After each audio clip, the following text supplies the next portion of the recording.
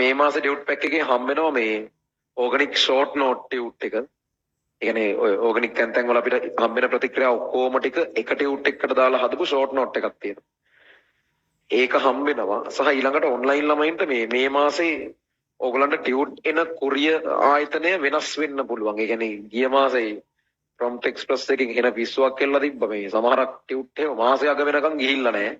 හේතුව හොයලා බැලුවම මේ ටියුට් එක බ්‍රාන්ච් එක කිට්ටුවටම බ්‍රාන්ච් එකටම ගිහිල්ලා අර ගෙදරට ගෙනල්ලා දීලා නැහැ. ඒකේ කාරණාව බලාගෙන යද්දී අර මේ ටිකේ තියෙන්නේ මේ තෙමු කියලා අර ඔන්ලයින් ලාභෙට බඩු ගේන ප්ලැට්ෆෝම් එකක් තියෙනවා. ඒකේ කුරිය කරන වැඩේ කරන්නත් මේගොල්ලෝ. ඒතර ඒකේ මේ දවසක් මොකක් කරක පරක්කු වුණොත් ඒ පරක්කුට දවසකට ඩොලර් එක ගන්න ගෙවන්න ඕනලු. ඒ හින්දා මේ උන් ඊටියුට් යවනවා. ඊටියුට් නෙමෙයි මොන හරි පැකේජස් යවනවා. මේවා ඉතුරු කරලා. ගොඩාක් ගුරුවරුන්ට මේ ප්‍රශ්නේ වෙලා තිබ්බ මේ මාස.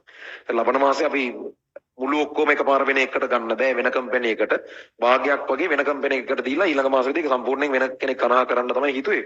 එතකොට මේ දැන් අර දැනට එන කුරිය අයියව එහෙම අඳුරගෙන ඇතිනේ ගොඩක් අය.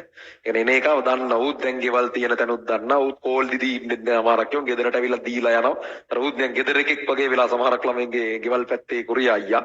ඒ කුරිය අයියා එහෙම මාරු වෙන්න පුළුවන්. ඒ අලුත් කුරිය අයියාට එතකොට ගෙවල් එහෙම තියෙන තැන කියලා දෙන්න වෙයි මුලින් ඉඳන්. අර මනුස්සයා දන්නවනේ. ඌට අර ඇලගාවින් මෙහෙට දාන්න පාලමෙන් උඩින් යන්න උතන වලක් තියෙනවා වැටෙන්න එපා. ඔය ඔක්කොම උට කියලා හිමීට ගෙන්න ගන්න වෙනවා ඌ.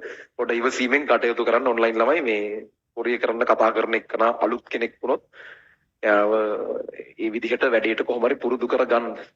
හරි.